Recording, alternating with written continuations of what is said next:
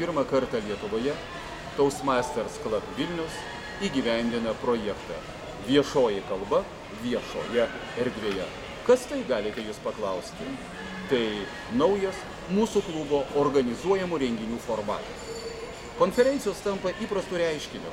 Konferencinės salės tampa įprasta komforto zona. Todėl plėskime savo ribas didžiausiame Baltijos šalių knygyne Pegasas. Taigi, kas mūsų laukia?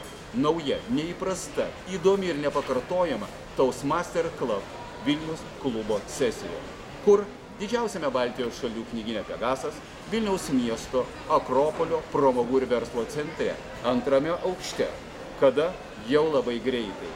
Spalio 3 diena, šis ketvirtadienis, 19 valanda. Ir apie mus skaitykite ir registruokitės Facebooko arba veidaknygės mūsų profilyje Toastmasters Club Vilnius. Iki susitikimo, mielieji!